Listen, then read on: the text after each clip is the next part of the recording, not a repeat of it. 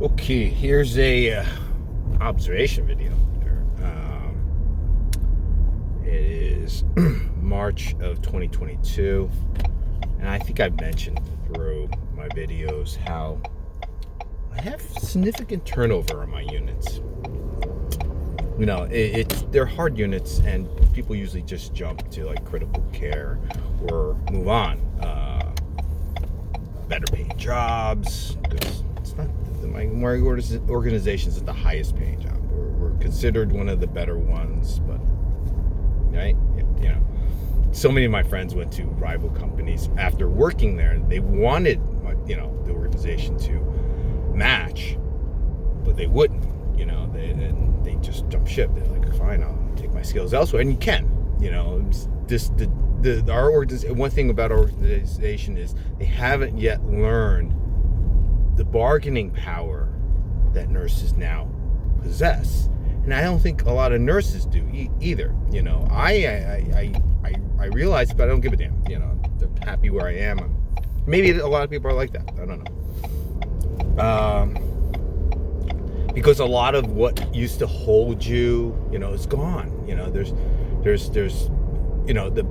There's only a few old timers around that have pensions. That the holdovers. You had to be around, like, I think they killed it in 2006. I'm not 100% sure of that. For my organization, they killed it around that. So you had to really, put in, at least I think you had to be vested to, so what, probably 16 to 18, 20 years, So a lot of the incentives are gone. People just shuttle around, it's like relationships, they shuttle around.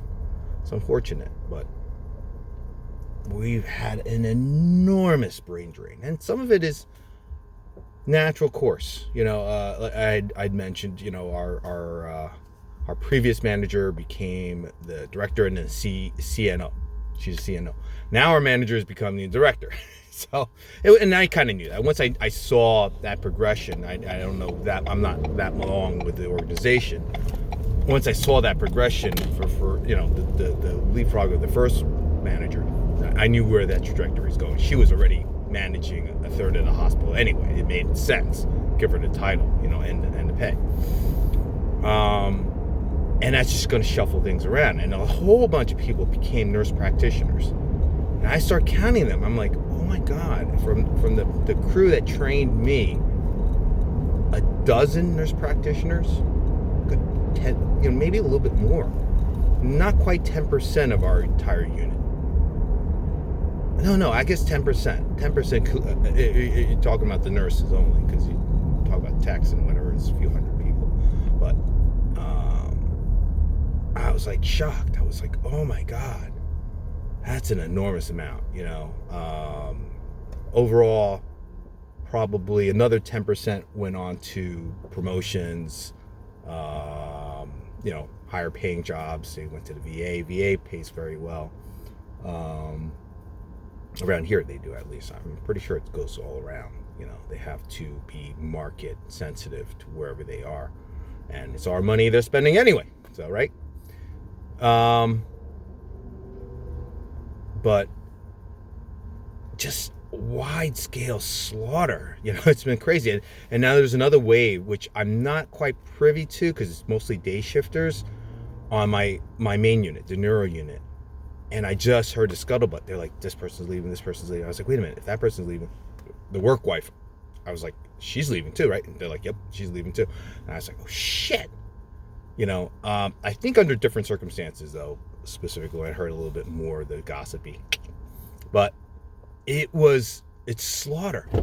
And it's scary, because that was the crew that trained me on day shift and whatever, and they are very knowledgeable. And don't get me wrong, whoever's left, there's only a few of that crew left. They are the cream of crop. But the backbone of the unit's gone. And I'm like, holy jeez. If I was my manager, I'd run too at this point. I said, oh yeah, I'll take the directorship.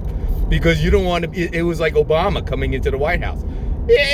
Even everything imploded. I mean, that's basically what he expected. He did a great job, in my opinion. But it's just slaughter now. I'm a little shocked. I'm still a little bit in shell shocked, excuse me, by the whole scenario. And it's a snippet of the industry right now. It's basically turning over. It's basically left and right. People are just jumping around. It's just not as steady. And that's good for the new grads coming in. Don't get me wrong. I'm not saying this to scare you. I'm saying, hey, it's a feeding frenzy. And you're going to be valued a lot more than you would have historically been. And maybe they'll try to pressure you, and I've seen this too, whereas like when I was signed on, they were like, okay, here's your contract, you're per diem, that's it, no choices, you're per diem, you gotta serve full-time hours per diem, blah blah blah blah. And then I was like, oh, okay. Once I passed through my orientation, and after a couple of weeks I had lost insurance from my old job, I asked my manager, could I go for full-time? And she had, all that time I had said I didn't want to anyway. I was like, oh, good, I'm per diem. I could pick my schedule a lot easier. I didn't have to serve full time. She was like, you want to go full time? Sure. And so she flipped me over that day. She flipped me over. But by and large, you're not given the choice. You're stuck in per diem where they can just, you're chattel. You're indentured servants. They pay you a little bit more, higher rate, but because they could push you around. Now I found out the new cohorts coming in, they're automatically forced to be full-time. And they didn't think anything of it. When they told me, I was like, wait a minute, what? Your contract says what? Your employment contract says what?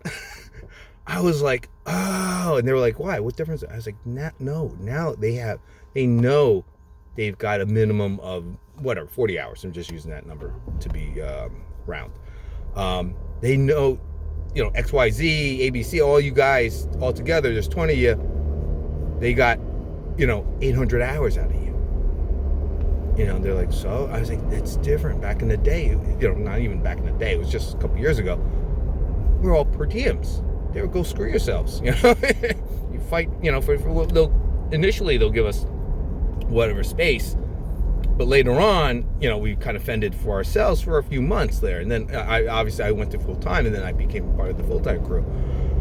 But the per diems were like straggling. And then the pandemic hit, and it was just like, what? So it was different. And now it's different for you guys coming in. You guys hold a lot more power. You have a lot more negotiation. You don't like it, you'll work for the next organization down the street.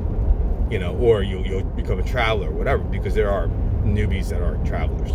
It's a little scary, it's a little dangerous in my opinion, but I don't begrudge people to do what they want to do for money, as long as things are safe. Just be safe about it. Both for yourself and your patient. So it's just an FYI, heads up. I mean, I've been talking about it, but now it's just like, oh my God, I'm going to see it firsthand.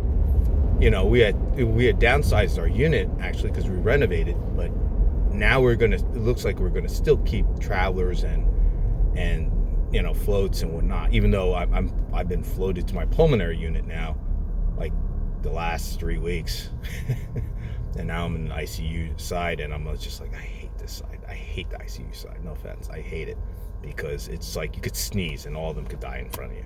I just don't like it. I took over the patient, and they're like, oh yeah, we just finished the RT on her, and I was like, oh Jesus Christ. Like I say, on the neuro side, it's a train wreck, and you can see the train wreck coming. It's coming from the other state. It's crossing the state border. You can see it coming. So you can prepare yourself, you compare the patient, you compare the situation.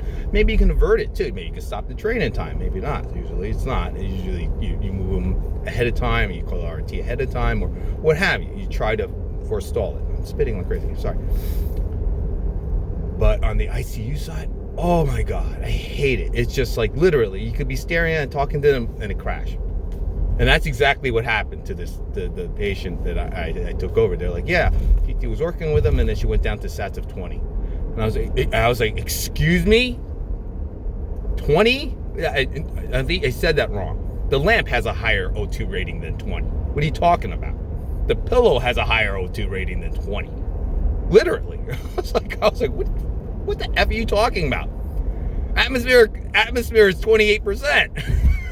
How can she get 20? So I was like, what the F? Oh. But she's fine.